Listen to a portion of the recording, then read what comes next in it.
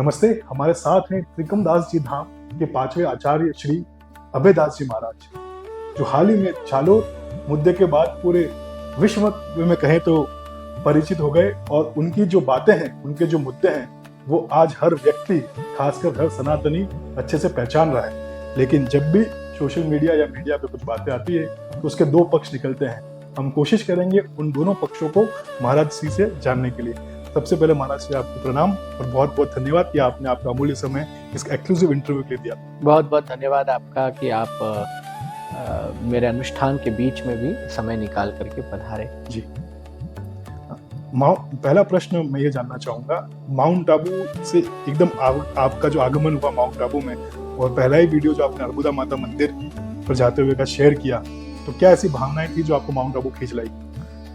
माँ अर्बुदा की शरण में वर्षों से मन में संकल्प था कि मैं यहाँ आकर के एक दिवस ही सही ध्यान, जाप, अनुष्ठान कुछ तो करूं। जी। लेकिन इस वर्ष नवरात्रि के दौरान वैसे पूर्व नियोजित कुछ कथाएं और कार्यक्रम थे जी।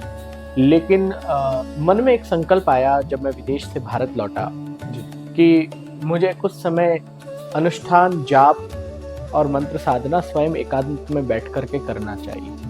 जब आयोजन जन सामान्य के बीच होता है, समाज के बीच होता है, तो हमारा व्यक्तिगत जो जाप, मंत्र और अनुष्ठान का जो समय होता है वो हम बहुत कम दे पाते हैं। जी। तो उसी उद्देश्य से मैंने ये तय किया कि मैं इस बार एकांत में करूंगा। और जब एकांत की भावना आती है मन में, तो माउंट आबू अर्थात आबू राज, इस पावन पर्वतराज के बीच में बैठ करके और माँ अर्बुदा की शरण में बैठकर अनुष्ठान करने का सौभाग्य मिले, इससे ज्यादा अद्भुत और इससे ज्यादा अप्रतिम किसी के जीवन में और कुछ भी नहीं हो सकता। जी, बहुत सुंदर। आप जैसे अर्बुदा माता मंदिर के दर्शन करके आए, सीढ़ियाँ चढ़ते हुए गए, जैसे कहते 365 सीढ़ियाँ हैं लगभग, जो पूरे साल की एक दिन है, और वहाँ एक अलग ऊर्जा है। पूर्व में भी जो एनालिसिस, जो रिसर्च हुई, उसमें कहा गया है कि वाइब्रेशंस बहुत स्ट्रॉन्ग है, बहुत, और इसीलिए यहाँ पे ज्ञान सरोवर ब्रह्मा कुमारी के आश्रम भी हैं। आपको ऐसी कोई अनुभूति हुई इन पर्वतों पर? निश्चित तौर पे जब मंदिर के अंदर हम बैठे थे गर्भगृह में और माता जी के उस विग्रह के सामने बैठे हुए थे, उस समय में उस मंदिर के अंदर बिना जाप किए ही जाप तो रम रहा था हमारे शरीर के रोम रोम में। जी। वो इतनी वाइब्रेंट जगह है, उसकी ऊर्जा, उसमें जो बहुत तीव्रता से जो वहां से तरंगे आ रही कि कितना जाप उस स्थान पर हुआ, और आज से नहीं, हजारों वर्षों से उस स्थान पर हुआ है। स्वयंभू प्रतिमा है पहली बात तो, और वो स्वयंभू प्रतिमा के अंदर से जो तेज, ओज और जो प्रकाश आ रहा था, मुझे लगता है उस प्रतिमा को किसी प्रकाश की भी जरूरत नहीं, वो स्वयं प्रकाशित थी। और उसके समक्ष बैठ करके मैंने जब आंख बंद करके, पहले तो 15-20 मिनट मैंने निहारा है, क्योंकि मैं उस क्षण को खोना नहीं चाहता, वहां जाकर के भी आंख बंद नहीं करना चाहता, क्योंकि मैं उसको निहारना चाहता हूँ। तो मैंने निहारा, और अब जब भी आंख बंद करता हूँ, मैं आपको अंदर का अनुभूति बता रहा हूँ, वही दिखती है। क्या बात, बहुत सुंदर। अब जब भी आंख बंद करता हूँ वही दिखती है, दिन हो चाहे शाम, चाहे रात। असीम कृपा से। जी, तो हम आज महाराज जी से कई मुद्दों पर बात करेंगे। हाल ही में जालोर में जो मजार को लेकर एक संघर्ष हुआ था, उसके बारे में जानेंगे। तो पूर्व में प्रतापगढ़ में भी आदिवासी से जुड़े कुछ मुद्दे थे, महाराज जी को धमकी मिली। महाराज जी को पॉलिटिक्स से भी कई बार जुड़ा जाता है, कहा जाता है कि कुछ समय में हम उनको पॉलिटिक्स में देखने वाले हैं। तो क्या ये बात सच है, और वो कौन सी पार्टी का स्टैंड लेते हैं, कौन से उनके फेवरेट नेता हैं, ऐसी बहुत सी चीजें जानेंगे। लेकिन पहले थोड़ा सा महाराज जी को और जान लेते हैं, क्योंकि मात्र 4 साल की छोटी सी आयु में वे घर छोड़ चुके थे। आज वो ब्रह्मचारी हैं और सनातन का परचम पूरे विश्व में फैला रहे हैं। वो 405 फीट की एक बहुत बड़ी भारत माता की मूर्ति की भी स्थापना करने वाले हैं, जो कि तकड़गढ़ पाली डिस्ट्रिक्ट में होगी।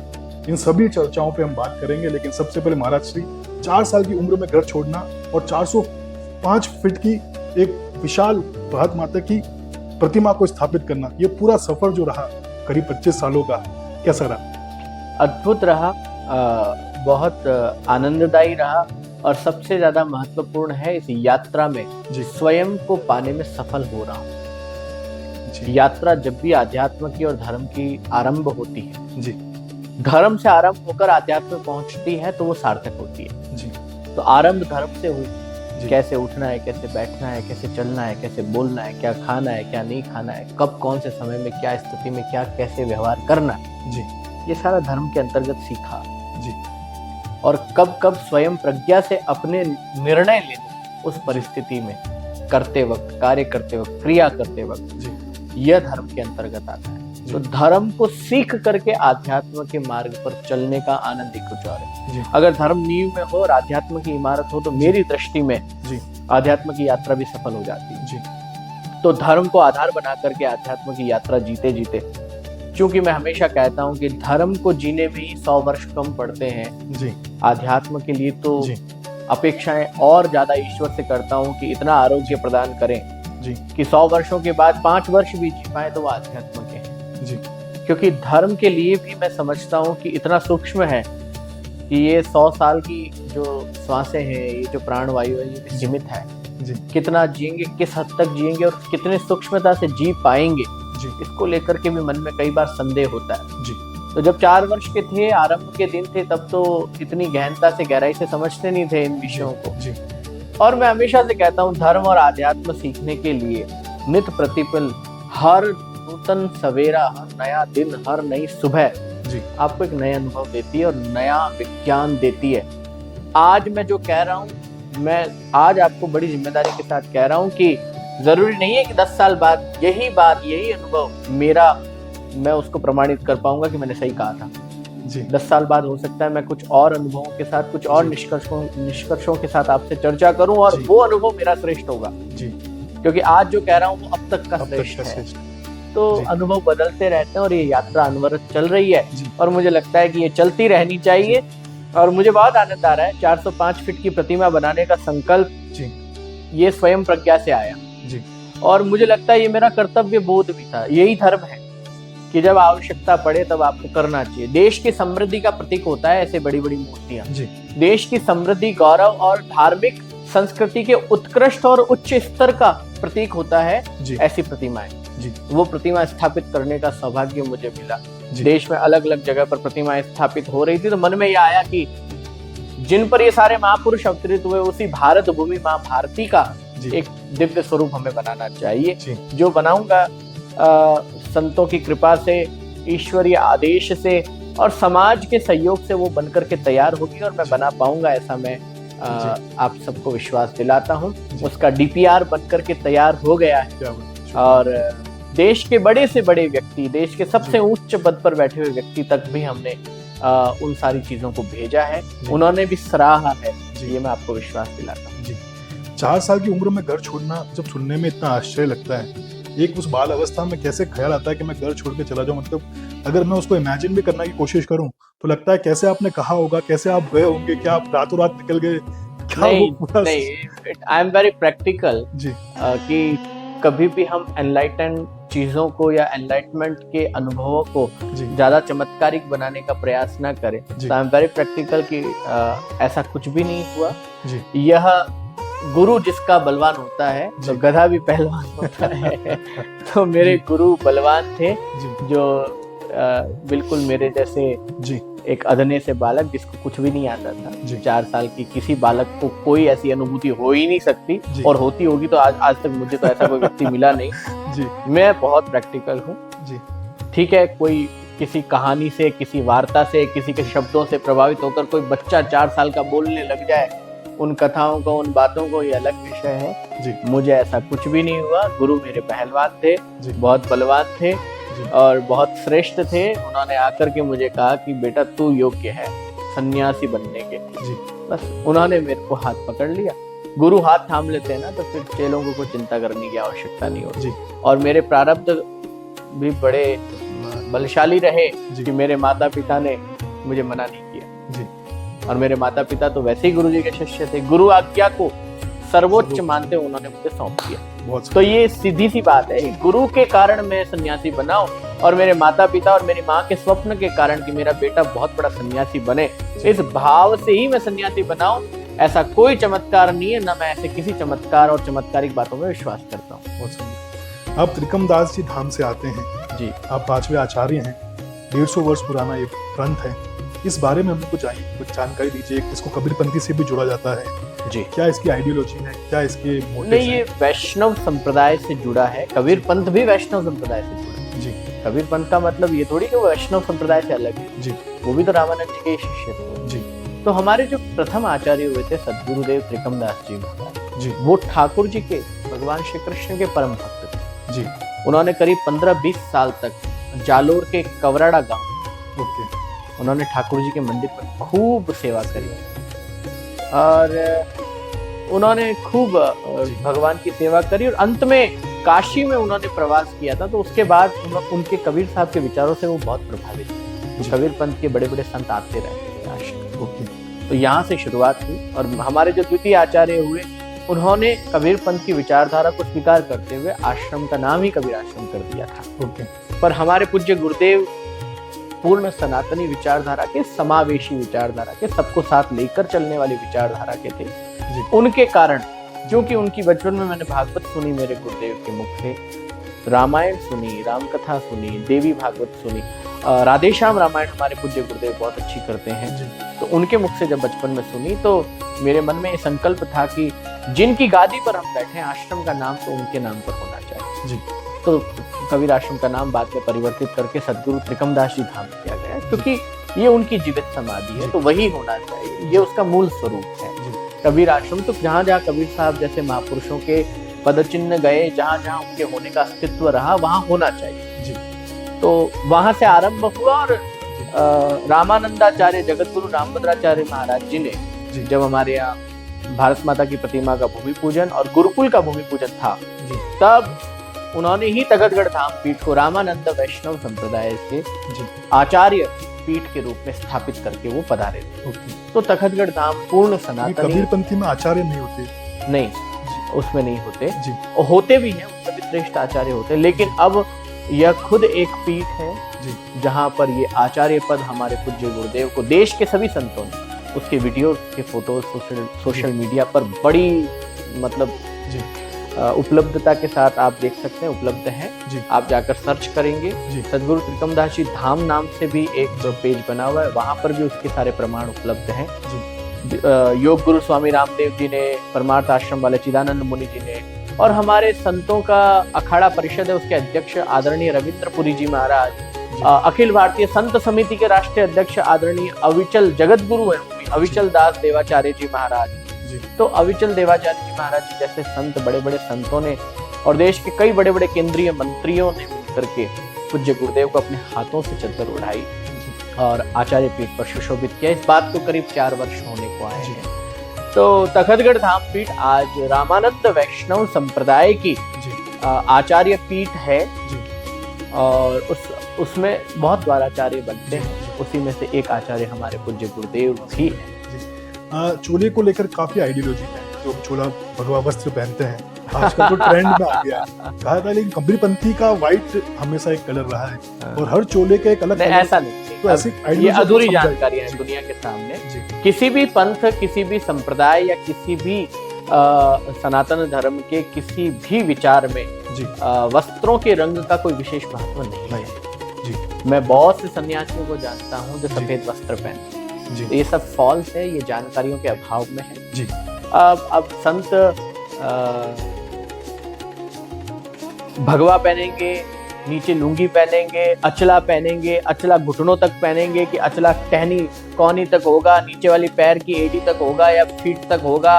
अब ये ऊपर वाला मैं हाफ पहनूंगा कि पूरा पहनूंगा, सफेद पहनूंगा तो कुर्ता पहनूंगा कि बगलबंदी पहनूंगा, ये सबके आनंद का विषय, आनंद के विषय। ये सबके उल्लास का विषय है। उनको जो पहनने में उनको लगता है कि उनके ईश्वर को क्या पसंद आ रहा है, उनको रिझाने में जो पहन रहे हैं, जी स्वयं को क्या आनंद दे रहा है, ये उसका विषय है। मैं सारे कबीरपंथी संतों को भी जानता हूँ।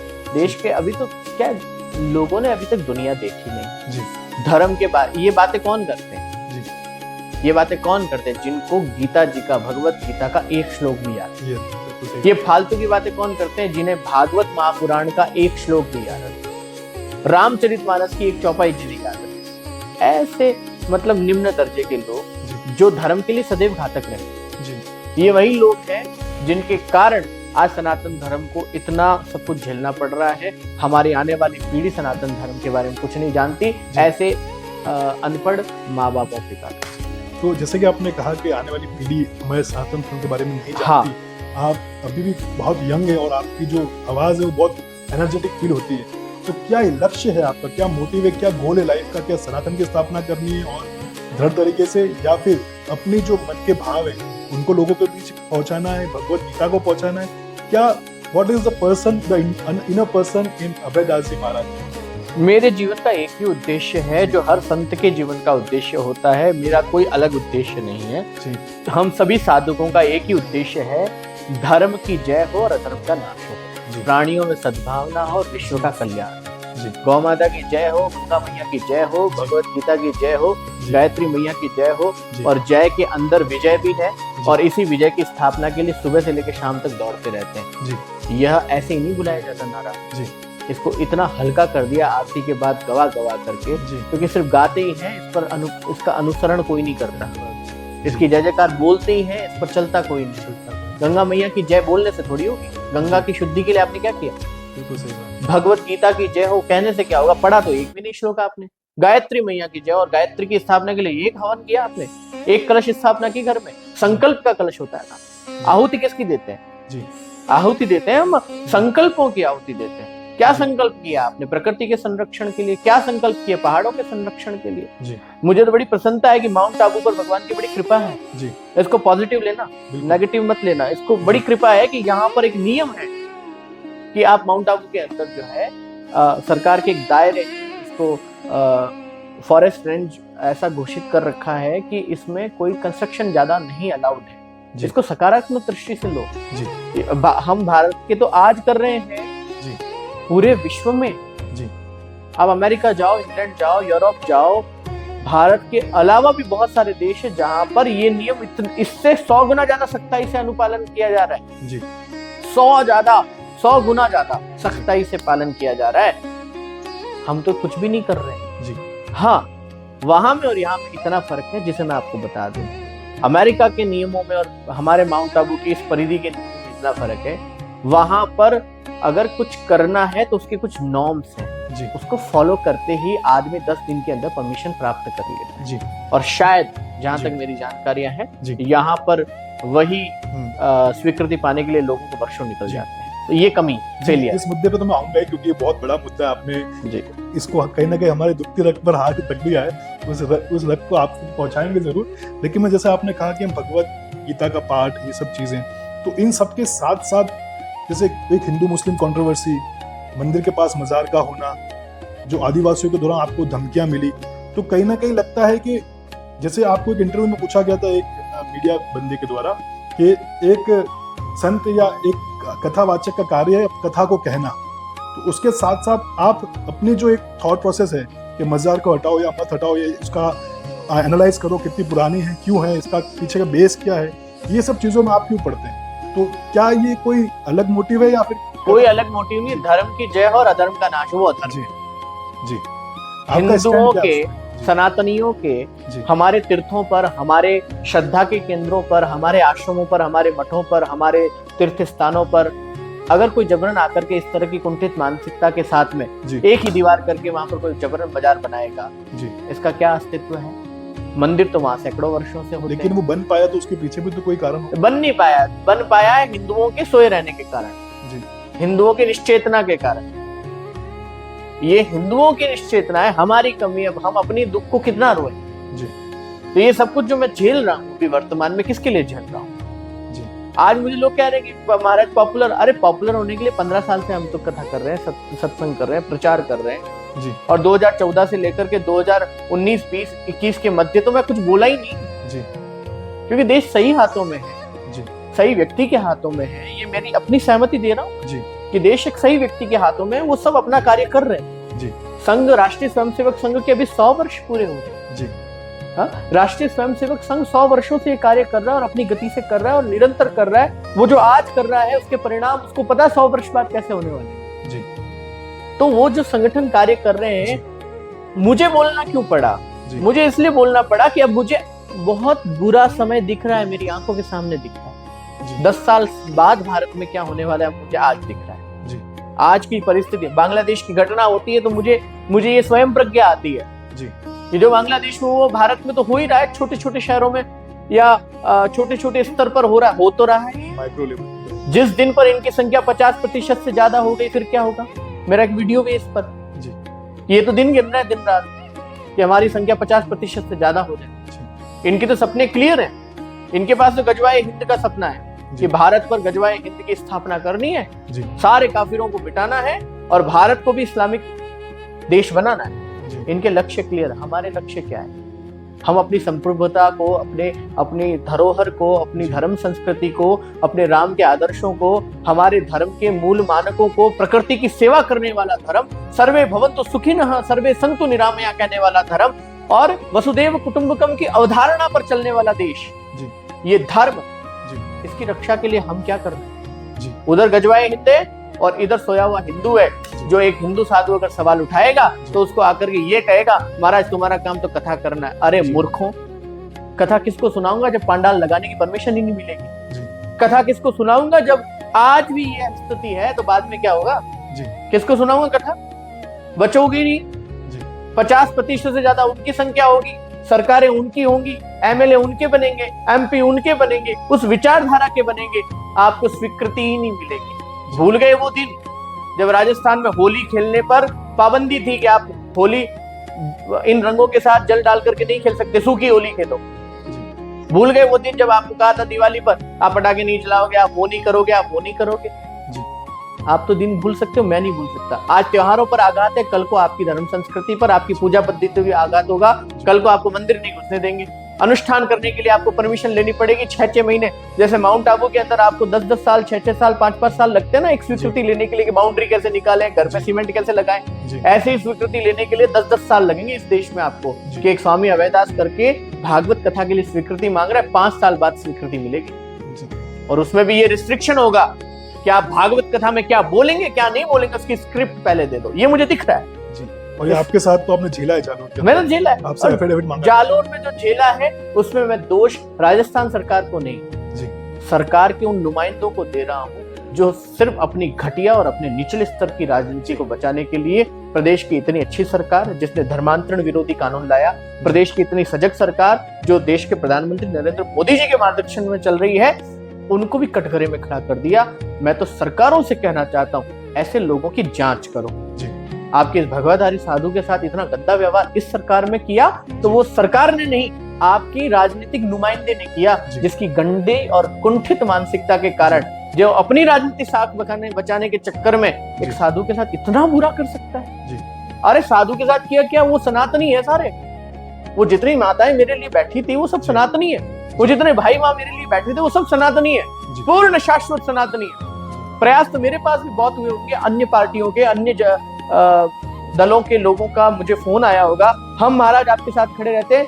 अरे ईमानदार तो हम रह गए, वफादारी का तो इतना ज्यादा खून में था कि हम हिंदुओं की लाज रखने वाली सरकार के विरुद्ध हम कैसे जा सकते हैं। हमने कभी उनका एक प्रपोजल स्वीकार नहीं किया साहब। उनका आया होगा हम आपके आंदोलन में आ जाते हैं, हम आपके साथ खड़े रहते हैं। मैंने कहा नहीं, मेरा आंदोलन शुद्ध धार्मिक है, शुद्ध आध्यात्मिक है और शुद्ध शाश्वत है, इसको मैं राजनीतिक नहीं होने दूंगा। अब जो राजनीति में रमे हुए लोग हैं, जिनके दिमाग में ही राजनीति घूमती है, जिनकी सांस में राजनीति घूमती है, उनको मेरे जैसे साधु में राजनेता ही दिखेगा और क्या दिखेगा। लेकिन जैसे आपकी बातों से लग रहा है कि बहुत आहत हुए हैं उस चीज को लेके, क्रोध भी है तो दुख भी है, क्या ऐसी ये क्रोध और दुख हिंदू समाज सनातनी संस्कृति के लिए है, ये मेरे लिए नहीं है। मेरे जीवन में कहाँ आनंद उल्लास की कमी बताओ। मैं तो कभी सरोवर पे हूँ, कभी नदी के किनारे हूँ, कभी पहाड़ पे हूँ, कभी सागर किनारे, कभी स्विट्जरलैंड भी है, कभी स्विट्जरलैंड हूँ, कभी अमेरिका हूँ। कोई मेरे उत्सव और आनंद की कमी नहीं, क्योंकि मेरे सनातनी मेरे साथ हैं, सब मेरे साथ यात्रा कर रहे हैं। स्विट्जरलैंड भी जा रहा हूँ तो घूमने मौज मस्ती करने, मेरे सनातनियों को खुश देखने, उनके बीच जाकर के जब राम नाम का धुन छेड़ता हूँ तो वो प्रसन्न हो जाते हैं। अमेरिका जाता हूँ तो भागवत कथा करने जाता हूँ। तो मेरे जीवन में कोई आनंद और ठाकुर जी के भजन की कमी नहीं है। पर आज ये दुख है, ये जो पीड़ा है, ये जो व्यथा निकल रही है मेरे मुख से, ये व्यथा निकल रही है सिर्फ और सिर्फ इन सोए हुए निश्चेतन हिंदुओं की सुषुप्तता के कारण कि तुम कब तक सोए रहोगे यार। अपनी बेटी को बांग्लादेश की तरह गैंग रेप होने के लिए देखना चाहते हो? आप अपनी धर्म पत्नी को अपनी माँ के साथ ऐसा कुकृत्य होते देखना चाहते हो? इसी का इंतजार है। 10 साल बाद भारत में ऐसा होना शुरू हो जाएगा। जहां जहां मेजोरिटी में इनकी संख्या बढ़ेगी, 50% से ज्यादा होगी, मैं साफ कह रहा हूं ये होगा। अमेरिका की एक महिला नेत्री वैलेंटीना गोमेज ने क्या कहा कभी जाकर उसको भी सुन ली जी कि जहां जहां पर इस्लामिक आतंकवाद बढ़ा है, जहां जहां पर, इस शब्द को नोट कर लेना, जी जहां जहां पर इस्लामिक आतंकवाद बढ़ा है, वहां वहां पर वहां की धर्म संस्कृति, वहां की स्थानीय संस्कृति और वहां की मूल संस्कृति समाप्त हुई है। जैसे आपकी बातों से लग रहा है जब कोई कहता होगा आपके हिंदू मुस्लिम भाई भाई या प्रेम बढ़ाओ, तो ये उस समय आपको आपके रिएक्शंस क्या होते हैं जब ऐसी बात सुनते हैं? क्योंकि आदर्शवादी मुसलमान इस देश में बहुत कम हुए हैं। जी गिने चुने नाम जो मैं गिना सकता हूँ, जी चाहे एपीजे अब्दुल कलाम हो, रहीम हो, रसखान हो, कई ऐसे फौज में आज भी हमारे मुसलमान सैनिक हैं, जी कई ऐसे सरकारी पदों पर सैनिक हैं, कई आईबी में हैं, कई रॉ में हैं, जो देश के लिए मर रहे हैं, साइलेंटली मर रहे हैं, साइलेंटली शहीद हो रहे हैं, देश के लिए शहीद हो रहे हैं। उनका नाम भी कहीं नहीं आता, लेकिन ऐसे भी मुसलमान है, लेकिन बहुत कम है, गिने चुने हैं। उन अच्छे मुसलमानों के कारण आज भी मेरे मन में एक सॉफ्ट कॉर्नर तो है जी कि इस्लाम गलत नहीं हो सकता, तो क्या ऐसी लेकिन क्वांटिटी इस्लाम को गलत कर दिया गया। ऐसे लोगों की जो मुस्लिम जो गुड मुस्लिम्स कह सकते हैं, क्या वो क्वांटिटी हम बढ़ा सकते हैं किसी तरीके से? देखो, कहा तो यही जाता है कि प्रेम से ही चीजें बढ़ती हैं जी लेकिन एक बार तो क्रांति होगी, जी फिर हम प्रेम की नदियां बहा देंगे, जी कोई कमी नहीं है, भरा हुआ है प्रेम से लेकिन हृदय ऐसा हमारा। छुरी मार के गुलाब देंगे ऐसे वाले? नहीं, जी छुरी मार के नहीं, जी छुरी मार के नहीं। हम छुरी मारने वाले लोग नहीं है, हम आत्मघाती लोग नहीं है, हम प्राणघाती लोग नहीं है, हम हिंसक नहीं है। जी लेकिन एक बार तो धर्म हिंसा तथा वचन, जी धर्म के लिए एक ऐसी हिंसा जो धर्म को स्थापित करने के लिए, उनके हृदय को परिवर्तित करने के लिए। जी। मैं थोड़ी कह रहा हूँ कि मैं उन इनोसेंट मुसलमानों के साथ में गलत होना चाहिए ना, मैं ये कह रहा हूँ एक बार तो उन सारे आतंकवादियों की, जी उन सारे इस्लामिक आतंकवादियों की, जी एक बार तो उन सारे आतंकवादियों की लिस्ट हर गांव हर शहर की जांच पड़ताल करके बननी चाहिए, जी जिन्होंने धर्म पूछ के गोली मारी। जी ऐसे लोग हमारे हर गांव और हर शहर में हैं। जी इनके मदरसों में कौन से देवबंदी, जी कौन से बरेलवी, कौन से मुजामाबादी मौलवी आ करके यहाँ पर ट्रेनिंग दे रहे हैं। जी आबू रोड में ट्रेनिंग दे रहे हैं, माउंट आबू में दे रहे हैं, जालोर में दे रहे हैं, जोधपुर में दे रहे हैं, पाली में दे रहे हैं। उसकी जांच होनी चाहिए, जी वो उन बच्चों की नसों में, खून में क्या भर रहे हैं। यानी कहीं ना कहीं देखा जाए तो आपका ऐसे लोगों से आपका बैर है, ऐसा नहीं कि मुस्लिम समुदाय मुसलमान से मेरा बैर कैसे हो सकता जी। है? मेरा बैर उन लोगों से है। जी तो ये पीड़ा जो निकल रही है ना, किसके लिए निकल रही है? जी ये उनके लिए निकल रही है, जो जी। जो हमारे, जो एक दोनों के लिए, हिंदुओं के लिए, उन इनोसेंट मुसलमानों के लिए जो जी। पिस रहे हैं। अभी मुसलमान तो मेरे लिए भी जो डंडे खाए हैं ना, बिल्कुल जी मेरी अपनी टीम में मेरे मुसलमान, मेरे बहुत सारे, मेरे पास ऐसे मुसलमान हैं जो मेरे साथ हैं, और वो बहुत डंके की चोट पे कहते हैं हम सनातनी मुसलमान हैं। जी क्योंकि सनातन धर्म से भी ऊपर की परिभाषा है, जी आयु है उस विचार की जो प्रकृति, धर्म, राष्ट्र, जी सर्वजन हिताय, सर्वजन सुखाय के भाव से यात्रा करते हैं। सनातन तो वो है, तो ऐसा मुसलमान जो सर्वजन हिताय और सर्वजन सुखाय जी और जीव मात्र में ईश्वर का दर्शन करने वाला मुसलमान, सनातनी मुसलमान। तो अभी जब हाल ही में इंडिया पाकिस्तान का मैच हुआ तो आपका क्या रिएक्शन था उस पर? मुझे मेरे देश के खिलाड़ियों पर कोई संदेह नहीं था। जी। जब ये बात कही जा रही थी कि इससे कुछ व्यावसायिक लाभ पाकिस्तान को होगा, जी। मैच होते हैं तब पाकिस्तान की जीडीपी में, निश्चित तौर पर पाकिस्तान के पास वैसे भी आलू और आटा खाने के पैसे नहीं है, जी उनकी जीडीपी में तो लाभ होगा, लेकिन हम इतने निर्दयी नहीं।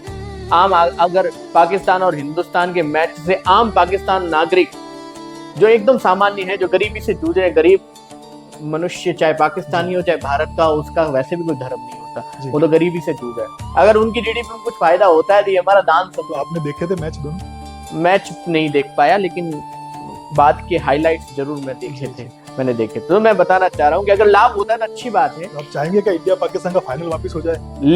लेकिन जब कहा गया कि मैच नहीं होने चाहिए, तब अंतर्राष्ट्रीय क्रिकेट के नियमों के आधार पर जी ऐसा होना तो होता ही है। जी नहीं होगा तो हमारी टीम बेवजह टूर्नामेंट से आउट हो जाएगी। जी लेकिन मुझे हमारे सनातनी और पूर्ण सनातनी रंगों में रंगे हुए मेरे हिंदुस्तानी खिलाड़ी, जिसमें जी। मुस्लिम्स भी हैं, जी उन सारे खिलाड़ियों में पूर्ण विश्वास। आपने देखा कितना घटिया सोच का एक पाकिस्तानी क्रिकेटर, जिसने पब्लिक में क्या एक्शन किया था कि तुम्हारे देश में तो विमान उड़ा था और ऐसे गिर गया था और तुम्हारे 250 लोग मर गए थे, भूल गए तुम? बहुत मीम बने उस पे।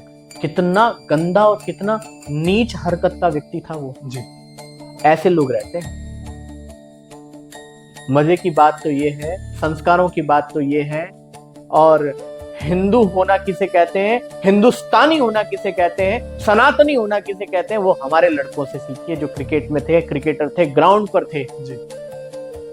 उसको कूटा नहीं। जी।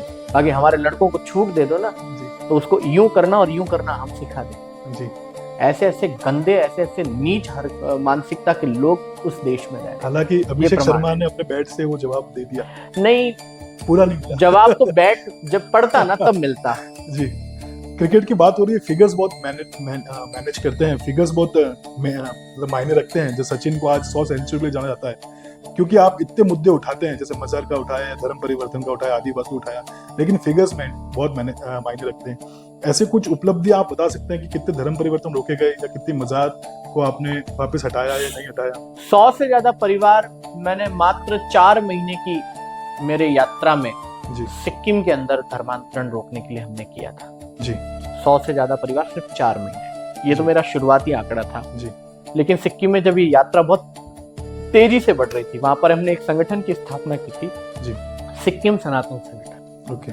पहाड़ों में क्या होता है प्यारे, पहाड़ों में वहां पर सिक्किम और उन छोटे छोटे राज्यों में संघ जब काम करता है, संघ का स्वयंसेवक जब काम करता है, ये बहुत जिम्मेदारी से बोल रहा हूँ और ये बात सबको पहुंचाना आप जी, कि संघ का स्वयंसेवक जब पहाड़ों में काम करता है तो वहां पर कुछ ऐसी गतिविधियां हैं, कुछ ऐसे लोग हैं जो उन लोगों को आइडेंटिफाई कर लेते हैं। जैसे कि उनको पता है कि ये व्यक्ति संघ से जुड़ा जी, फिर वो चाहे कितना भी कह दे, फिर भी उनको पता है कि ये व्यक्ति संघ से जुड़ा, वो अपने आप को कितना भी अलग करने की कोशिश करे। तो ऐसे लोगों, क्योंकि छोटे राज्य हैं, गिने चुने लोग हैं, सबको पता होता है कौन है, क्या है, किसका बेटा है, किसकी बेटी है जी। ऐसे राज्यों में जब संघ के द्वारा या संघ के पदाधिकारी द्वारा, संघ के या वीएचपी के या बजरंग दल के या ऐसे कोई भी कार्यकर्ता कार्य करते हैं, उनके कार्यों को आसानी से रोका जाता है जी। तो वहां पर ऐसे कुछ नए संगठन स्थापित करके जी, बाहरी तौर पर और आंतरिक तौर पर नई विधा से कार्य करने की आवश्यकता पड़ती है, जहां पर जब हम काम करते हैं लोग हमको आइडेंटिफाई करे, तब तक तो हम बहुत सारों की घर वापसी करवा देते हैं। अच्छा। तो सिक्किम में हमने एक सिक्किम सनातन संगठन की स्थापना करी जी। बुद्ध और हिंदू, बौद्ध और हिंदू दोनों धर्मों के लोगों को शामिल करके एक मंच पर बिठाकर इसकी यात्रा करी, क्योंकि वहां बहुत बड़ी तादाद में बौद्धों को भी धर्मांतरित करके ईसाई बनाया जा रहा था। वहां पर ईसाई मिशनरियों का बोलबाला है जी। तो वहां 100 से अधिक परिवारों, लेकिन 4 महीने के अंदर अंदर ही, बुरा मत मानना, आज जो सीएम बैठा है वही सीएम उस समय था, और वो इतना हिंदू विरोधी सीएम है। नाम उसका हिंदू है, पत्नियां उसने 3 रख रखी है और तीनों अलग अलग धर्म की है। लोग तो उसको ऐसे भी जोड़ सकते हैं कि तीनों धर्म का प्रेम बना के, वो प्रेम बना के नहीं, वो समाज के बीच में भ्रम पैदा। जब वो ईसाइयों में जाता तो खुद को ईसाई घोषित करता है, मुसलमानों में जाता तब कहता मैं मुसलमान जी, हिंदुओं में जाता कहना मेरा नाम तो ये। ऐसा वहां का मुख्यमंत्री, उसने मेरे खिलाफ, उसने अपने स्पेशल सेक्रेटरी को लगा करके मेरे खिलाफ एक आंदोलन खड़ा किया जी। पूरे सिक्किम में मेरे खिलाफ एफआईआर दर्ज हुई, ईसाई मिशनरियों ने मेरे खिलाफ ऐसा एफआईआर दर्ज की, अभी भी है एफआईआर, और एफआईआर दर्ज हुई तब मेरी यात्रा को रोक दिया गया जी। पर अब ईश्वर की कृपा से कोर्ट केस में सब में मैं फ्री हो गया हूँ, लगभग एक अंतिम एक्वेशन के लिए या अंतिम उसका चार्जशीट फाइल भी हो गई है, अब मैं फ्री हो जाऊंगा, लेकिन मैं फिर जाने वाला हूँ। एक कार्य वहाँ किया, पंजाब में मैंने करीब 150 से अधिक परिवारों को वापस घर वापसी करवाई है जी। राजस्थान के हमारे इस अरावली पर्वतमाला क्षेत्र में मैं 15-20 परिवारों को ही वापस ला पाया हूँ, ज्यादा नहीं। तो यहाँ पर ये प्रचंड करने के लिए, ये आंदोलन तेज करने के लिए हमने गुरुकुल की स्थापना अब करने वाली है। बन गया है, बन करके तैयार हो गया। सिर्फ आदिवासी बंधुओं के लिए हमने, वनवासी बंधुओं के लिए गुरुकुल का निर्माण करवाया जी। तो वो गुरुकुल करीब 500 बच्चों की क्षमता वाला होगा जी।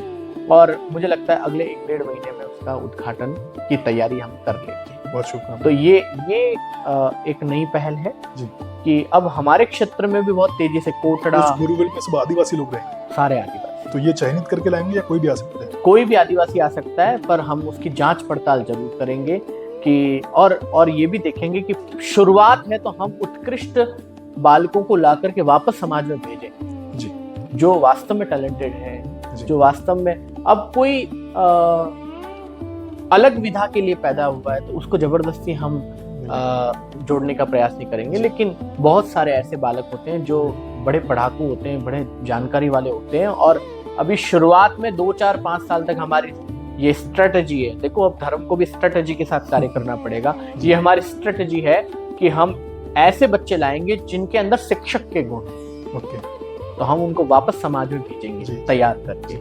तो ये कार्य भी बहुत जल्दी शुरू कर रहे हैं। हमारे इस क्षेत्र में, अरावली पर्वतमाला क्षेत्र में कोटड़ा तहसील जी, भयंकर स्पॉट है ईसाई मिशनरियों का। ओके, डूंगरपुर बांसवाड़ा, उस क्षेत्र में ईसाई मिशनरियां बहुत तेजी से काम कर रही हैं। ओके, तो हमें चाहिए कि हम इन सबको रोकने का सामूहिक प्रयास करें।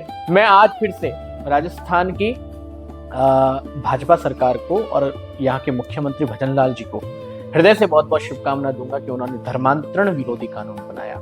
ये बहुत आवश्यक था और इसके लिए मैं जीवन भर तक उन सबका ऋणी रहूंगा कि जिस कार्य को मैं 15 सालों से करवाने के लिए मांग कर रहा था, गलत हो रहा है, उसका आज सही स्वरूप आया है। और आज राष्ट्रीय स्वयंसेवक संघ को भी, क्योंकि मैं बचपन में संघ की शाखाओं में बहुत गया, खूब गया, और यही कारण से, इसलिए कहते हैं ना, संघे शक्ति कलो युगे। ये जो शक्ति है ना, संघ की शक्ति, जो आज 100 वर्ष अपने पूरे कर रहा है, ऐसा संघ, ऐसी विचारधारा, इतना उत्कृष्ट विचारधारा के साथ कार्य कर रहा है। मैं चाहूंगा कि संघ को भी आज यहाँ पर बहुत अभिनंदन करना चाहिए। उनके कारण जंगल क्षेत्र में, वन क्षेत्र में बड़ी तेजी से धर्मांतरण रुका रहा। इन्होंने रोकने के लिए ग्रास रूट लेवल पे काम किया है। हम पैर धो के भी पानी पिए ना इन प्रचारकों के, तो कम पड़ेंगे। क्यों? क्योंकि दिन रात सिर्फ रिजल्ट ओरिएंटेड काम करने का कार्य संघ के प्रचारक करते हैं। रिजल्ट ओरिएंटेड, याद रखना, 1 महीना कहीं देंगे तो 1 महीने बाद उसका रिजल्ट देंगे। बस हमारे देश के साधु संत भी इस विधा से कार्य करना आरंभ कर दे। आज ये निवेदन करना चाहिए। संघ ने बड़ी तेजी से लव जिहाद के विषयों को रोकने का कार्य किया। अगर संघ ना होता तो ये नहीं होता। संघ ने बड़ी तेजी से देश के अंदर जन भावना में कुटुंब प्रबोधन का कार्य किया। मेरी दृष्टि में ऐसा कार्य तो किसी ने सोचा भी नहीं। माना कि संतों ने प्रवचनों के माध्यम से, धार्मिक कथाओं के माध्यम से ये कार्य वर्षों से किया है, हजारों वर्षों से किया है, लेकिन जमीन पर उसको लागू करवाने का कार्य, अगर 100 वर्षों का संघ का ये मिशन ना होता तो ये संभव नहीं था। इसलिए मैं पहली बार तो संघ को भी आपके इस पॉडकास्ट के माध्यम से 100 वर्ष पूरे होने पर हृदय से हम उनका अभिनंदन करते हैं। और संघ की इन विधाओं को अब बहुत बड़े स्तर पे पहुंचाने का कार्य हम हिंदुओं को करना है। हमारे पास बहुत सीमित समय बचा है। मैं फिर कह दूं, 10 वर्ष दिन रात एक करके अगर हम राष्ट्रीय स्वयंसेवक संघ का साथ दे दे तो मुझे लगता है कि संघ सब कुछ तय करके बैठा है। हिंदुओं का अहित तो संघ कभी नहीं होने देगा। ये स्वामी अभयदास वचन देता है। बहुत सुंदर। बस इसमें एक लास्ट कॉन्टेक्स्ट में, क्योंकि इस कॉन्टेक्स्ट से जुड़ा हुआ प्रश्न इसमें पूछना पड़ेगा। जैसे आपने कहा सिक्किम के अंदर वहाँ के सीएम कहीं ना कहीं विरोध कर रहे थे, राजस्थान में भी जो आपके साथ जालोर के अंदर हुआ, कहीं ना कहीं आपका पॉलिटिक्स से भी एक बहुत बड़ा वो था कि ये मुझे सपोर्ट नहीं मिल रहा है, यहाँ का प्रशासन मुझे हेल्प नहीं कर रहा है, मेरे अगेंस्ट चल रहा है। तो ऐसा क्यों हो रहा है कि अभयदास जी महाराज को एक ऐसी पॉलिटिकल पार्टी अपोज कर रही है जो खुद सनातन की बात करती है, जो खुद सनातन को सर्वोपरि रख रही है? मैंने आपको फिर एक बार क्लियर कर दूं कि पूरे जालोर इंसिडेंट में मेरी जब सनातनीय माताओं और भाइयों को, बड़े बुजुर्गों को, युवाओं को और माताओं को जब डंडे मारे गए मेरी आंखों के सामने, तब मैंने भजनलाल जी से प्रश्न किया था, क्या घर के किसी मुखिया से, क्योंकि हमारे प्रदेश के तो मुखिया है, तो अगर घर में कुछ घटना होती है तो हम किससे कंप्लेंट करेंगे? हेड से करेंगे। तो मेरा कंप्लेंट पॉजिटिव था, सकारात्मक था कि भजनलाल जी, हम तो आपके लिए, इस सरकार के लिए, सनातन के लिए कार्य करने वाले संत हैं। इस सरकार के लिए कार्य करने का इन द सेंस, इस सरकार को लाने के लिए हम लोगों ने बहुत मेहनत करी। ये इस बात को कोई झुटला नहीं सकता। हमने सभाएं की व्यक्तिगत, राजनीतिक नहीं, व्यक्तिगत, अपने भक्तों में जा जाकर के हमें मोदी जी को लाना है। इसमें मैं आज भी कहता हूं कि हम मोदी जी के साथ थे, हैं और रहेंगे। और ये अंतिम राजा है हिंदुओं का अंतिम लीडर है हमारा, अंतिम राजनेता है। इसके बाद इसके जैसा राजनेता नहीं मिलेगा। तो मोदी जी के साथ है लेकिन भजन लाल जी के साथ नहीं, मैं भजन लाल जी के साथ हूँ। कई बार आपने उनका प्रश्न उठाया। प्रश्न उठाए तो प्रश्न तो उठाने पड़ेंगे ना जी। प्रश्न उठाए तभी तो बाद में पुलिस सॉफ्ट हुई, बाद में भले ही छत पर बैठकर कथा करनी पड़ी, लेकिन चेंज आया। वो चाहे तो वो तो उधर भी रोक सकते थे जी। जब वहां रोका तो वहां भी रोक सकते थे। वो तो जी। ठीक है, मैं थोड़ा हटी हूँ, जिद्दी हूँ, जी। इसलिए वो मुझे रोक नहीं पाए। जी। मुझे लगता है इसमें भजन लाल जी से ज्यादा स्थानीय छुट भैये पिछलग्गू नेताओं का, जैसे कि कोई नाम बताना चाहिए। नहीं नाम मैं क्योंकि किसी का आपने लेता स्टेज से भी कहा था कि अगर नाम लेना शुरू कर दिया मैंने नहीं, तो बहुत कुछ खुल जाएगा। हाँ, तो वो ब्लैकमेलिंग थी या वार्निंग? वार्निंग थी, जी। ब्लैकमेलिंग जी। ब्लैकमेल साधु नहीं करता। वार्निंग इसलिए जरूरी है, जी। अति हो रहा है। ओके। अति जब होता है तब रोकने के लिए कुछ warning कहना भी पड़ता है। जी। तो ये कहना आवश्यक था। जी। लेकिन भजन लाल जी के विरुद्ध हम नहीं कर सकते जी। क्योंकि भजन लाल जी से हमारा कोई सरोकार भी नहीं है। मेरा व्यक्तिगत उनसे कोई बहुत अच्छा संबंध ऐसा कि भाई हम साथ ही बड़े हुए हैं, साथ ही जी। खाए हैं, बैठे हैं, ऐसा नहीं है। वो तो अचानक से वैसे सीएम बने, हमको तो पता भी नहीं था कि वो किसी को नहीं मुख्यमंत्री पता था। हाँ, तो हमारा सरोकार मोदी से है जी। नरेंद्र मोदी जी से कोई है। नाराजगी भी है भजन लाल जी से क्या? एक जो मैंने बात थोड़ा रिसर्च में पता पड़ा कि आपने उनसे सिक्योरिटी मांगी थी लेकिन वो सिक्योरिटी लेवल पे नहीं मिल पाई, तो कहीं ना कहीं वो एक मन में नाराजगी रहती है। किसने कहा कि सिक्योरिटी से मांगी? कई ऐसी चीजें जो लोगों में चलती है, कोई व्यक्ति कहता है, कितना सत्य है इसके पीछे? नहीं, ऐसा नहीं। मैंने भजन लाल जी से कोई सिक्योरिटी नहीं मांगी क्योंकि सिक्योरिटी तो ऑलरेडी मुझे है। जी। हायर लेवल की सिक्योरिटी है। हायर लेवल की सिक्योरिटी के लिए जैसी आज की परिस्थितियां और जिस तरह से अन्य धर्म के लोग जी। हमको लगातार थ्रेट दे रहे हैं, जी। तो हमारे भक्तों के द्वारा, हमारे शिष्यों के द्वारा रिक्वेस्ट तो की गई है। जी। तो फिर भी आज भी सिक्योरिटी तो मेरे को है और मेरा ख्याल रखना या ध्यान रखना ये राजस्थान पुलिस का कर्तव्य सिर्फ मेरा नहीं, देश की पुलिस का कर्तव्य हर नागरिक का रखना। जी। अगर कोई नागरिक अपने विचारों के माध्यम से समाज को प्रभावित करता है जी। और उससे अन्य धर्म के लोगों को पेट में दर्द होता है तो उसकी सुरक्षा करना भी पुलिस का कार्य है। जी। इसका मतलब ये नहीं है कि कुछ लोग ऐसे भी निकलेंगे कि फालतू बाबाओं के पीछे पुलिस क्यों अपना समय खराब करती है, सरकार क्यों अपना पैसा खराब कर रही है। ये हर नागरिक की जिम्मेदारी है जो कार्य करते हैं। तो भजन लाल जी ने मुझे सिक्योरिटी नहीं दी, ये तो सब फालतू की बात है। भजन लाल जी ने ही दी है। जी। ये सुरक्षा जो मुझे मिली हुई है उन्हीं की सरकार की दी हुई है और भजन लाल जी से मेरा व्यक्तिगत कभी नहीं था, आइडियोलॉजिकल भी नहीं है। बस सवाल इसलिए उठाए गए थे कि घर के मुखिया से सवाल किया जाता है कि आप पता करो। तो भजन लाल जी से आज भी मेरी मांग है कि जांच तो आपने करनी चाहिए। बिल्कुल। मेरा ये सवाल जरूर रहता है कि 3 संतों को भेजा था, उसकी रिपोर्ट कहाँ है आज तक? उस पर क्या एक्शन लिया गया प्रदेश के अध्यक्ष के द्वारा? ये सब पर विचार करना चाहिए। और मेरे साथ जो छल हुआ है, जो मेरे साथ में अहित हुआ है, इसकी भी जानकारी लेनी चाहिए। और मूल मुद्दे की बात है, आपने अवैध बाजार की जांच का आदेश दिया कि नहीं? तो उसके लिए आपका संघर्ष जारी रहेगा? संघर्ष नहीं, हमारी मांगे हैं। संघर्ष तो समाज और हम सब मिलकर के इन सरकारों के सामने नहीं करेंगे। क्यों नहीं करेंगे उसका मैं कारण बताता हूँ। क्योंकि इन सरकारों से मांग की जा सकती है, जहाँ अधिकार होता है ना वहाँ मांगा जाता है। लेकिन अगर मांग पूरी नहीं हुई तो फिर क्या एक्शन? मांग पूरी होगी, पूरी उम्मीद है। अपेक्षा इनसे नहीं है तो किन से होगी? मांगे पूरी होंगी।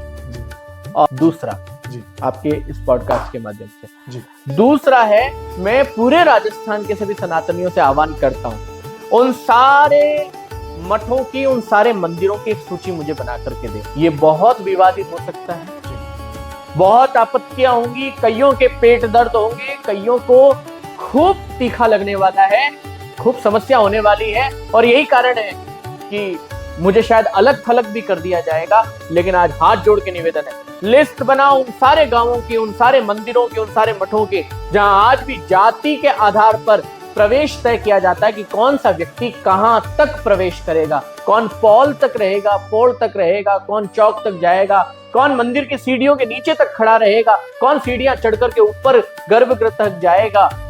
इन सारों की लिस्ट बननी चाहिए, आप मुझे भेजिए। इसका भी भयंकर प्रचंड आंदोलन खड़ा करके इसका हम विरोध पूरे राजस्थान में आरंभ करेंगे कि अब राजस्थान में जातिवाद का कोई स्थान नहीं है। ये तीनों मुद्दों पर धर्मांतरण नहीं होगा जातिवाद नहीं होगा और अवैध मजारे नहीं होंगे, ये मांग हम आज यहाँ से करते हैं। बहुत बहुत धन्यवाद। जैसा कि आपने देखा, 3 जो संकल्प महाराज श्री ने लिए हैं इस नवरात्रि में, हम कोशिश करेंगे आपके ये संकल्प जन जन तक पहुंचे और आप जो उनसे कमेंट में चाहते हैं वो आप तक पहुंचे। काफी अच्छी बातें हो रही है, बहुत सी बातें हमें करनी है, छोटा सा ब्रेक लेंगे, कुछ और छोटी बातें बची हैं खासकर राजनीति के दृष्टिकोण से, वो पूछेंगे और इस वीडियो को एंड करेंगे। आप बने रहिए। महाराज श्री, जो समय के साथ ट्रेंड बदला है, जैसे कि पहले ऑब्वियस बात है एक प्यार ज्यादा खुलता था, लेकिन आजकल सोशल मीडिया के जमाने में एग्रेशन बहुत ट्रेंड करता है। उदाहरण के तौर पर जैसे रविंद्र सिंह जी भाटी, जब वो एक छात्र नेता बने तो उन्होंने बड़ी मजबूती से छात्रों के हित की बात की, लेकिन उसमें एग्रेशन बहुत था।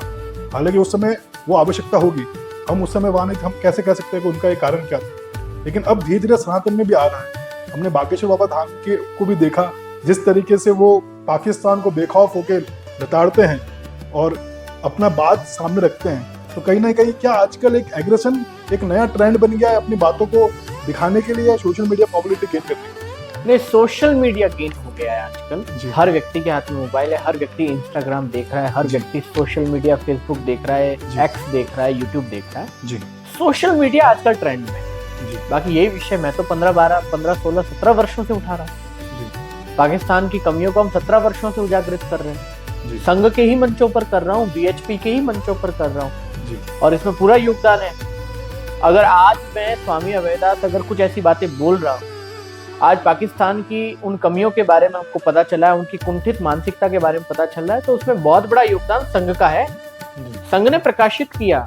हम बच्चों के मन में, जब हम छोटे थे, बालक थे, संघ की शाखाओं में जाते थे, तब हमको ये विषय पता चलते थे कि क्या क्या हो रहे हैं भारत देश के साथ, क्या क्या आघात हुआ, हमारे वीरों ने क्या क्या झेला, किन किन को आज तक सम्मान नहीं मिला। सुभाष चंद्र बोस को आज तक वो सम्मान नहीं मिला, शहीद भगत सिंह जी को आज तक वो सम्मान नहीं मिला जो देश में मिलना चाहिए था। सुखदेव राजगुरु को वो सम्मान नहीं मिला, देश के वीर सावरकर को वो सम्मान आज तक नहीं मिला। तो ये विषय तो संघ ने हमको प्रकाशित किए, तो इसमें योगदान संघ का पूरा है। लेकिन आजकल सोशल मीडिया ट्रेंड पर है, इसलिए विषय बहुत जल्दी समाज के बीच में आ जाते हैं।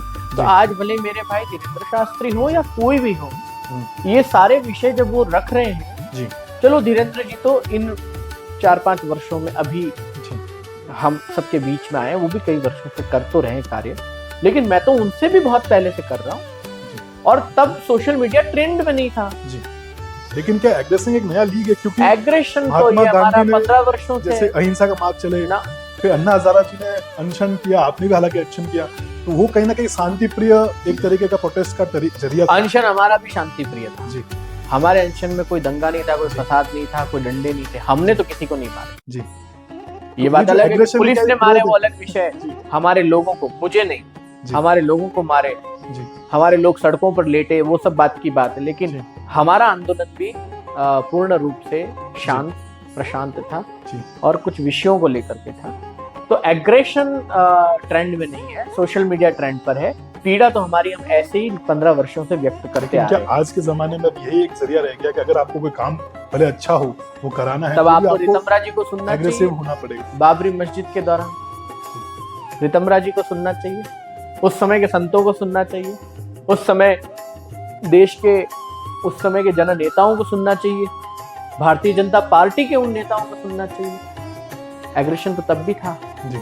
एग्रेशन ट्रेंड में नहीं, सोशल मीडिया आजकल ट्रेंड में है। इसलिए हमारे युवाओं को लगता है, जो ये कहते हैं कि आजकल बाबा लोग फेमस होने के लिए ऐसा बोलते हैं, उनको ये कहना चाहूंगा कि संघ के प्रचारक, आदरणीय संघ की स्थापना करने वाले केशवराव बलिराम हेडगेवार जी से लेकर के आज तक के सभी प्रचारक, श्री गुरुजी संघ के लेकर के आज तक प्रचारक, हमारे वाले ऋषियों की संतानें हजारों वर्षों से, गुरु वशिष्ठ से लेकर के आज तक की ये जो परंपरा है, हम सभी इसी भाषा में और इसी उद्वेगना के साथ में बोल रहे हैं। कुछ एक छोटा सा मैं एक रैपिड फायर जैसा कुछ छोटा सा आपसे पूछना चाहूंगा, बहुत लिमिटेड प्रश्न है। फेवरेट पार्टी कौन सी आपकी? बीजेपी, आप, कांग्रेस, कौन सी? पार्टी फेवरेट नहीं, व्यक्ति फेवरेट है जी। तो मोदी जी या राहुल जी? ऑब्वियसली मोदी जी हमारे फेवरेट हैं। पार्टी का मैं नाम नहीं लेता, मैं जरूरी नहीं कि मैं बीजेपी के सारे नेताओं का ठेका लूं और सारों को संस्कारी मानूं या सारों को श्रेष्ठ मानूं। नरेंद्र मोदी जी बीजेपी के अंदर एक ऐसे नेता हैं आदरणीय योगी आदित्यनाथ जी बीजेपी के अंदर ऐसे नेता हैं, और भी बहुत सारे नेताओं को मैं जानता हूँ जो शाकाहारी हैं, जो शराब भी नहीं पीते, मांस भी नहीं खाते, और उनका आचरण, व्यवहार, जीवन शैली शुद्ध है, पवित्र है। वो सारे नेता मेरे प्रिय हैं। चाहे कांग्रेस में भी अगर कोई हो तो वो सब मेरे प्रिय हैं। जैसे कोई एक नाम? कांग्रेस में मुझे नाथद्वारा वाले सीपी जोशी जी बहुत अच्छे लगते हैं, जो पहले राजस्थान के स्पीकर रहे जी।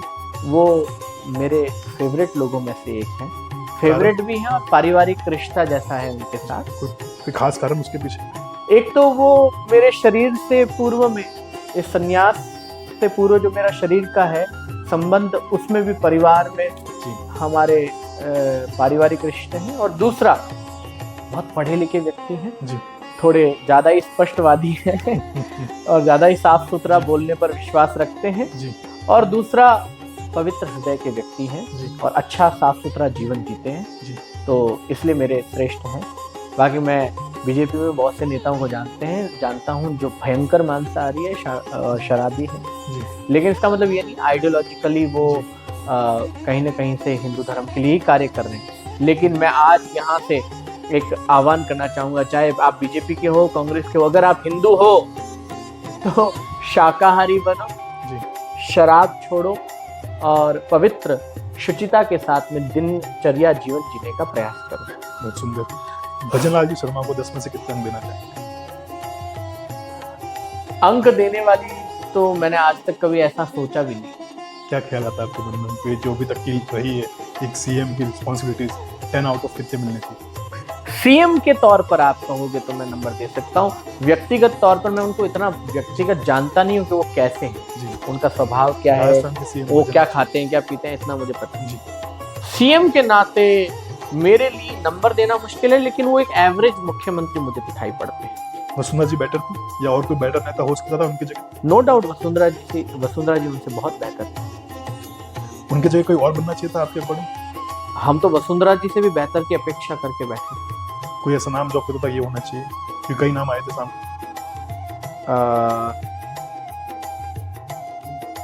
मेरी दृष्टि में राजस्थान में बहुत सारे, मैं सतीश पूनिया जी को बहुत पसंद करता हूँ। तो आपकी नजर में अगले सीएम वो होने चाहिए? हाँ, मैं सचिन पायलट जी को भी बहुत पसंद करता हूँ। सचिन पायलट बहुत अच्छे व्यक्ति हैं जी, बहुत जबरदस्त व्यक्ति हैं। और अशोक गहलोत जी भी बहुत जबरदस्त व्यक्ति हैं जी। तो राजस्थान में गहलोत सरकार आए वापिस तो आपको कुछ? मुझे गहलोत जी से कोई परेशानी नहीं है, बस उस विचारधारा से परेशानी है जिसका वो समर्थन ना करें जी। गहलोत जी से क्या व्यक्तिगत में है, गहलोत जी का व्यक्तिगत जितना मैंने क्योंकि बहुत वर्षों तक सीएम रहे हैं तो आंकलन तो मैंने किया है, तो हाँ अब सीएम के तौर पर नंबर दे सकता हूँ मैं। गहलोत जी को 10 में से आप 8 नंबर दीजिए जी। वसुंधरा जी को आप 10 में से 8 नंबर दीजिए जी। भजनलाल जी को मैं 10 में से 7 नंबर दूंगा। अभी तक मैं उनके कार्यों से पूर्ण रूप से अवगत नहीं हूँ और हो जाऊंगा तो फिर और नंबर स्पष्टता से दे पाऊंगा जी। और अगर सचिन पायलट बनेंगे तो वो 10 में से 10 ले जाएंगे। अगर सतीश पूनिया बनते हैं तो भी 10 में से 10 ले जाएंगे। बहुत जबरदस्त व्यक्ति हैं। तो जो अभी राजस्थान में एमएलए स्तर के व्यक्ति है वो तो वही है जी। तो अभी मैं और तो किसको दूं? बिल्कुल। राजस्थान में अल्टरनेट सरकार का एक ट्रेंड रहा है, तो आने वाले समय में, क्योंकि आपने अभी कहा कि संघ ने अगर आज सरकार बीजेपी की बनी है तो संघ का एक बहुत बड़ा रोल है इसके अंदर, तो जो नेक्स्ट सरकार बनेगी क्या बीजेपी या कांग्रेस, ये ट्रेंड टूटेगा या ट्रेंड चलता रहेगा? वो मुझे नहीं पता कौन सी बनेगी, लेकिन आज की जो स्थिति है उसको देख के तो यही लगता है कि हो सकता है सरकार दूसरी बन जाए, क्योंकि मेरा काम तो स्पष्ट और साफ सुथरा बोलना है ना। अगर मैं नरेंद्र मोदी जी का समर्थक हूँ, मैं योगी आदित्यनाथ जी का समर्थक हूँ, मैं भाजपा के कुछ बड़े नेताओं को बहुत, जैसे नितिन गडकरी जी का समर्थक हूँ, मैं बड़े जबरदस्त व्यक्ति हैं, तो अगर मैं इन सब नेताओं को समर्थन करता हूँ तो मैं चाहूंगा कि इनकी विचारधारा वाली सरकार आए। तो सरकार को सही आईना भी दिखाना चाहिए। आज की स्थिति में तो भाजपा अगर फिर वोट हो जाए तो मुझे नहीं लगता सरकार बना पाएगी जी। चिरोराम जी कुमावत जिन्होंने आपको आपका जो एक अनशन था उसको तोड़ाया, तो उनके लिए आपका क्या? वो बहुत भले व्यक्ति है जी। जोराराम जी बहुत भले व्यक्ति जी। और बहुत सामान्य परिवार से आते हैं वो, और उनकी जब बात आती है तो करुणा, प्रेम और एक सादगीपूर्ण लेकिन बहुत उच्च कोटि का व्यक्तित्व भी है। वो बहुत निखर के बाहर आए। जहाँ तक मैं जानता हूँ वो एक सामान्य व्यक्ति थे, किराने की परचून की दुकान से यात्रा शुरू करने वाले व्यक्ति, निर्विरोध सरपंच बनने वाले व्यक्ति, नगर पालिका चेयरमैन रहने वाले व्यक्ति, बहुत ग्रास रूट लेवल से आए हैं। ऐसे व्यक्ति के लिए तो आशीर्वाद ही निकलेगा। क्या आने वाले समय में देख सकते हैं कि जुराराम जी के सामने आप खड़े होने की? अरे फालतू की बातें मैं कह रहा हूँ ना, ये सब फालतू और बहुत निम्न दर्जे की बातें, ऐसी चर्चाएं आप लोगों, मैं इतनी बार बोल चुका हूँ, तो आप लोगों को समझ ही जाना चाहिए कि ये सब विषयों का कोई अर्थ नहीं है। सुमेरपुर, आप मुझे जालोर, सुमेरपुर, आहोर, इनके ये 10, 20, 30, 40, 50 किलोमीटर के दायरे में काम करने वाला व्यक्तित्व आपके सामने बैठा है। क्या आप मुझे इतना ही आंक पाए, मेरी इतनी क्षमताओं को देख पाए? जो व्यक्ति साल में 2 बार विश्व के चक्कर लगा लेता है, महीने में 2 बार पूरे भारत के चक्कर लगा लेता है, वो खाली 50 किलोमीटर के दायरे में काम करेगा। जो व्यक्ति पूरी अरावली पर्वतमाला क्षेत्र का, ये 700, 800, 900 किलोमीटर का ये जो क्षेत्र है, इस पूरे क्षेत्र में आदिवासी जनसमूह के लिए धर्मांतरण रोकने के लिए, उनको सशक्त बनाने के लिए, उनके लिए गुरुकुल खड़े करने की, और पूरे वनवासी अंचल क्षेत्र में सैकड़ों गुरुकुल खड़े करने की सोच रखने वाला व्यक्ति 50 किलोमीटर में काम करेगा। और दूसरा, मैं विधानसभा में इन लोगों के बराबर जाकर बैठूंगा। यानी चुनाव से जुड़ी सारी चीजें और सारी अफवाहें हैं और सरासर झूठ है। ये दुख की बात है ना, ये निकृष्ट और निचले दर्जे का सोच रखने वाला हिंदू ही है जो हिंदू साधु की उड़ान को, उसकी यात्रा को ओछा करने के लिए इतनी घटिया बातें करता है। यानी आप कभी राजनीति में नहीं आएंगे? अरे सोचो, छोड़ो, मैं मटेरियल ही नहीं हूँ राजनीतिक। राजनीतिक मटेरियल ऐसा बोलता है क्या? यानी उसे तो वोट मुसलमानों के भी चाहिए होते हैं। एमपी वाली बात तो रहती नहीं है। मुझे मुसलमानों का वोट नहीं चाहिए। अच्छा, ऐसे किसी मुसलमान का वोट मुझे कभी नहीं चाहिए। जी जी। अगर मैं राजनेता होता तो अब तो बात ही परे होगी। तो क्या ऐसा सोचना भी बेकार होगा कि आप अगर चुनाव लड़ते हैं तो कौन सी पार्टी से लड़ेंगे या कौन सी कॉन्स्टिट्यूंसी से लड़ेंगे? कभी नहीं जी। जब चुनाव ही नहीं लड़ने वाला अपने, मैं हमेशा एक बात कहता हूँ, इसे हाईलाइट करके चलाओ जी। मैं एमपी हूँ, एमपी, आजीवन एमपी हूँ। और मैं हूँ मेंबर ऑफ परमात्मा। I am not member of parliament. So you have to clear into your mind. Right. Sir, Maharaj Shri, हम अंत में माउंट आबू की तरफ आपका रुख करना चाहेंगे, क्योंकि जिस भी आप शहर में गए आपने उन मुद्दों को बड़ा ज्वलंत तरीके से उठाया और वो मुद्दे फिर भारत का मुद्दा बन गए। माउंट आबू में जैसे कि आदिवासियों की बात हुई, तो यहाँ पर एक सीतावन करके एक जगह है जहाँ पे करीब 81 परिवार, 81 फैमिलीज पिछले 70 वर्ष या उससे भी अधिक समय से बिना शौचालय, बिना लाइट, बिना पानी के जी रही है। वो संघर्ष करते रहे, सड़कों पर आए, अलग अलग नेताओं ने उनको आश्वासन दिया, लेकिन अभी तक उनके लिए कोई कार्य नहीं हुआ। जब हम कहते हैं कि हम भारत को ओपन डेफिकेशन फ्री बनाएंगे, ये कैसे मुमकिन है जब 81 परिवार पिछले 70 सालों से ओपन में डेफिकेशन करने को मजबूर है, बिना लाइट, बिना पानी के वो जीवन जी रहे हैं और वो माउंट आबू में ही रह रहे हैं, अपनी लड़ाई के लड़ रहे हैं, लेकिन आज तक उनकी बात उस स्तर तक नहीं पहुंच पाई कि उनकी कोई सुनवाई हो सके। इस पर आपका क्या कहना है? इस पर कानूनन तौर पर भी लड़ाई लड़नी चाहिए और दूसरा सामाजिक आंदोलन खड़ा होना चाहिए जी। क्योंकि कई बार कुछ चीजें ऊपर तक पहुंचने में इस पूरे, ये भी एक पूरा इकोसिस्टम है जी। इकोसिस्टम को साउंड करने के लिए जी, और मुखर करने के लिए जी, इस पूरे चैनल को जी, ऊपर तक पहुंचाने के लिए कई बार सामाजिक आंदोलनों की आवश्यकता होती। होता क्या है, हमारे भारत में आंदोलन शब्द आते ही नेता, पार्टी, कार्यकर्ता, 3 शब्द याद आते हैं। ध्यान रखना, देश में आंदोलन शब्द को गंदा किया नेता, कार्यकर्ता और पार्टी, दल, राजनीतिक दल, इन 3 लोगों ने आंदोलन शब्द को हल्का किया। आंदोलन शब्द जब भी है, ये क्रांति का प्रतीक है। आंदोलन शब्द परिवर्तन का प्रतीक है और आंदोलन शब्द जो है उत्कृष्टता का भी प्रतीक है कि आंदोलन के बाद जो रिजल्ट निकलेगा वो परिष्कृत होगा। और परिष्कृत क्या होता है? जो श्रेष्ठ होता है। परिष्कृत क्या है? मक्खन है, मथने के बाद निकला निष्कर्ष है, अंत है, उसका सबसे बेस्ट फॉर्म है। तो ये परिष्कृत स्वरूप आंदोलन है। तो मैं समझता हूँ कि मैं आबू रोड के जितने हमारे सनातनी हैं और जितने रहवासी जो आबू रोड में रह रहे हैं, आप सबसे निवेदन करना चाहूंगा कि आप इसको सामाजिक आंदोलन के तौर पर खड़ा करें। महीने भर हमारा जॉब हमारा व्यवसाय हमारा बिजनेस थोड़ा डिस्टर्ब होगा, लेकिन एक बार आर पार की लड़ाई होनी चाहिए। जैसे आप प्रतापगढ़ में आदिवासी के घर पे जाके खाना खाया, तो माउंट आबू के जो आदिवासी परिवार है, जो मैंने बात की इकरासी परिवार, क्या हम ऐसी अपेक्षा करें कि आप एक बार उस सीतावन का विजिट करेंगे और जानने की कोशिश करेंगे कि क्या ऐसी मसला है जो हल नहीं हो रहा है? मैं बिल्कुल सीतावन जाने का प्रयास नहीं, निश्चित तौर पर आपके साथ जाऊंगा जी। आप ही के साथ जाऊंगा, आपके कैमरास के साथ जाऊंगा, जिससे समाज देखे कि और उनके घर हम प्रसाद लेंगे जी। अगर वो प्रेम से पवाएंगे तो बहुत खुशी से। हाँ, पवाएंगे तो हम प्रसाद भी लेंगे, और वो कहेंगे तो मुझे भी थोड़ा बनाने का शौक है, थोड़ा मैं भी प्रसाद बनाऊंगा, सबको पवाऊंगा। तो मिलजुल करके 2 3 4 रात जितनी रह सकता हूँ मैं उनके बीच रहना चाहूंगा, और आप कहेंगे तो उनके साथ बैठकर ये सामाजिक आंदोलन भी खड़ा करने का प्रयास करूंगा। बहुत सुंदर जी। उनके अधिकारों के लिए बहुत खुश। लाइक मेरे हिसाब से सीतावन के लोग काफी खुश होंगे इस बात को लेकर कि हमें एक ऐसा व्यक्ति मिलेगा जो नेता नहीं, जो नेता नहीं और जो किसी पार्टी का नहीं है, निस्वार्थ रूप से, और वो कार्यकर्ता भी नहीं। करप्शन एक ऐसी चीज है दीमक की तरह पूरे देश को चाट रही है। आज मोदी जी हमारे प्रधानमंत्री, उन्होंने लाखों करोड़ों ऐसी योजनाएं सोची, करी, लाई, लेकिन अभी भी करप्शन खत्म नहीं हो पा रहा है। आज हम देखें कि कितने अधिकारी है बिना पैसे के काम नहीं करते। माउंट आबू तो एक बहुत बड़ा एग्जाम्पल है उसके लिए। लोगों को ये कंप्लेन रहती है कि बड़े लोगों के काम हो जाते हैं, हालांकि डेवलपमेंट के तौर पे ठीक है, लेकिन छोटे व्यक्ति का क्या? ये करप्शन एक ऐसी जड़, ऐसी दीमक लग चुकी है हमारे विश्व में। क्या ऐसा एक सर्कुलर नहीं निकल सकता कि अगर करप्शन होता है तो कैसे नियम बने? क्या ऐसी सजाएं दी जाए कि वो कांपे कि मैं 1 रुपया भी अगर किसी से मांग लूं तो मेरे साथ ऐसा हश्र हो सकता है?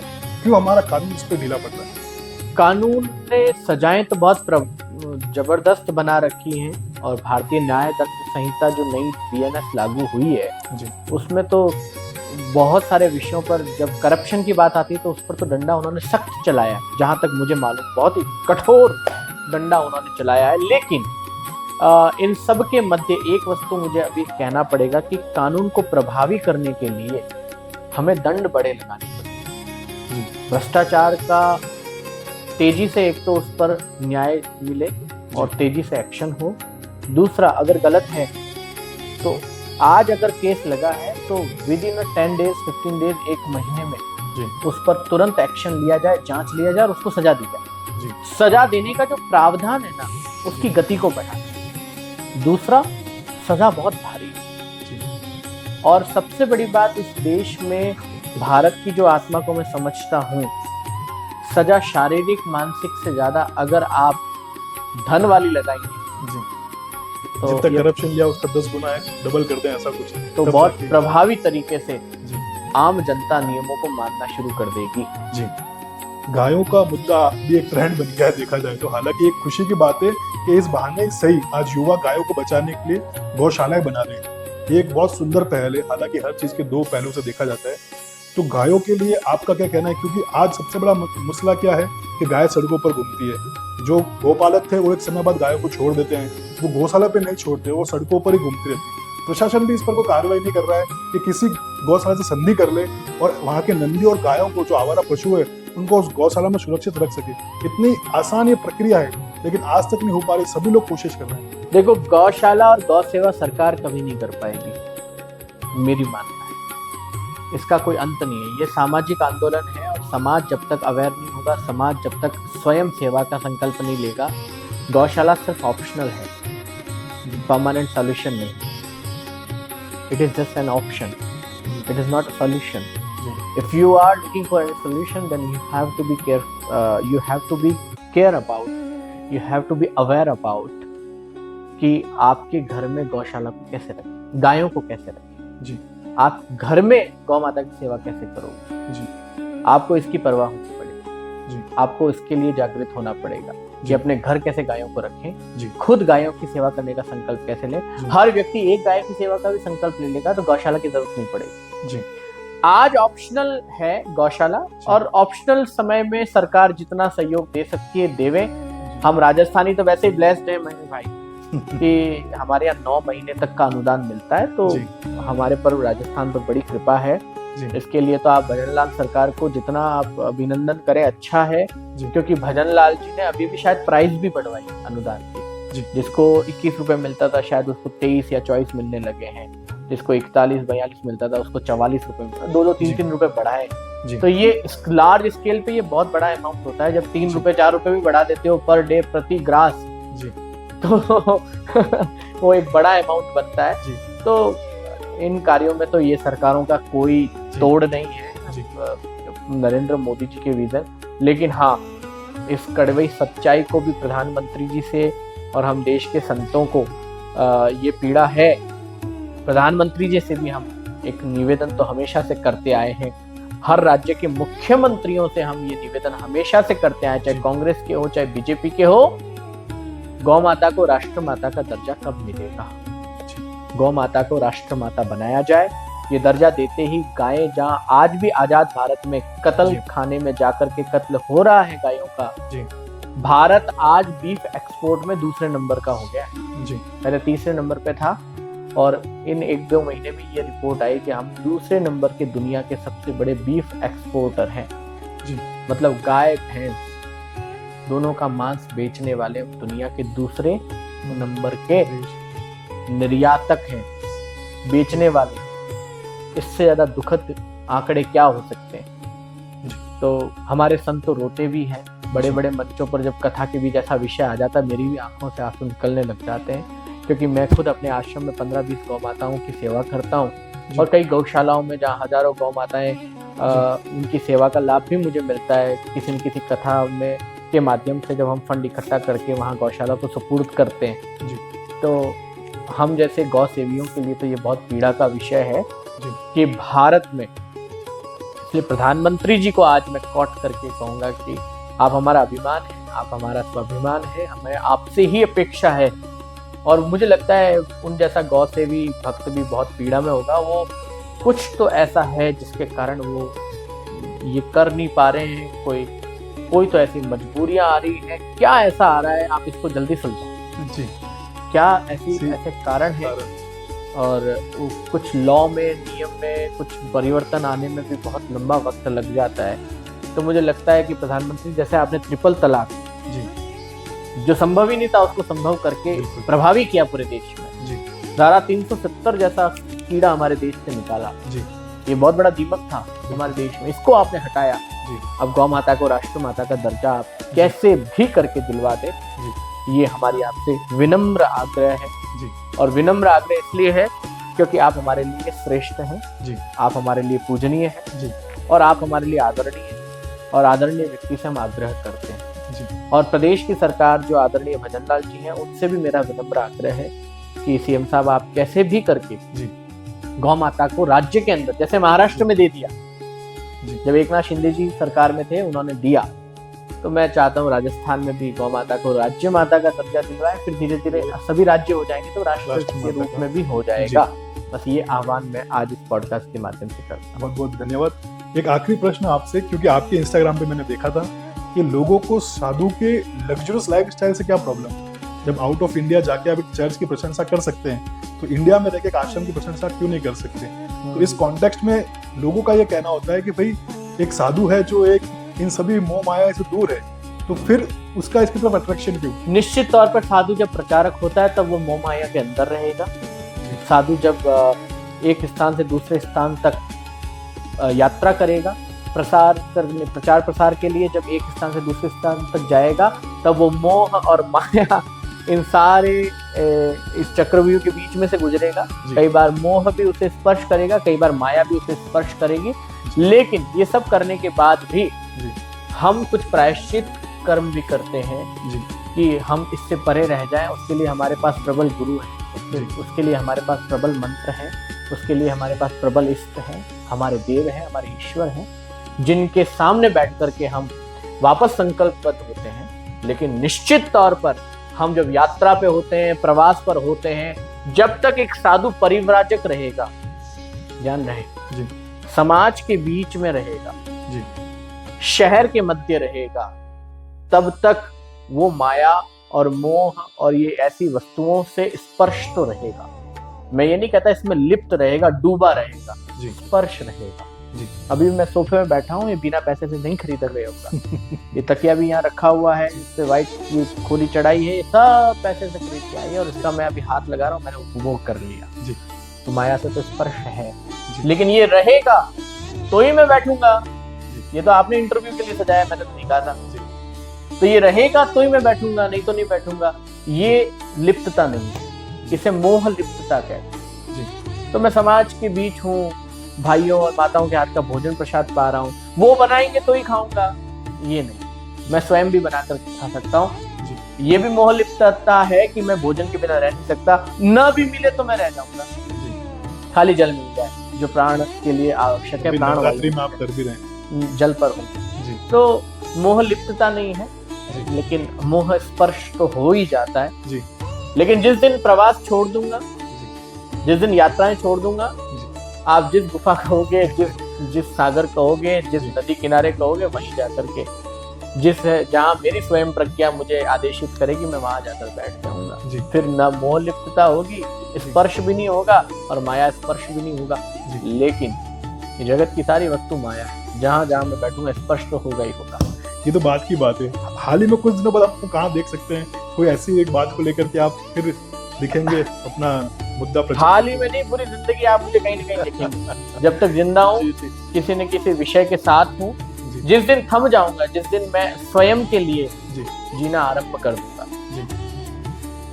उसके बाद आप मुझे वैसा ही स्वरूप देखेंगे जो आप लोगों के अंदर एक छवि बनी हुई है। अब रही बात, लोग कहते हैं कि आपने आश्रम महल जैसे बना रखे हैं, आप बहुत लग्जरियस लाइफ जीते हैं। छोड़ो यार, मेरा हिंदू, मेरे सनातनी, उनका वैभव बढ़ रहा है, उनकी स्थिति ठीक हो रही है, हम पहले से बहुत बेहतर हुए हैं, इसे ठुकराओ मत। ठीक है, बहुत बेहतर हुए, हमारे देश के लोग समृद्धि की ओर है, प्रगतिशील है, और प्रगतिशील भारत का साधु उनके अपने सनातनियों के द्वारा अगर उनकी दी हुई व्यवस्था में जी रहा है, तो उसे लग्जरी लाइफ नहीं कहते हैं, उसे आनंद कहते हैं, उत्सव कहते हैं। मुझे देख करके अगर 100 माताएं, 100 भाई प्रसन्न हो रहे हैं, अगर खुश प्रसन्न हो रहे हैं, अंदर से आनंद हो रहा है, उत्साह बन रहा है, तो यार आप भी खुश हो जाओ, आनंद ले लो।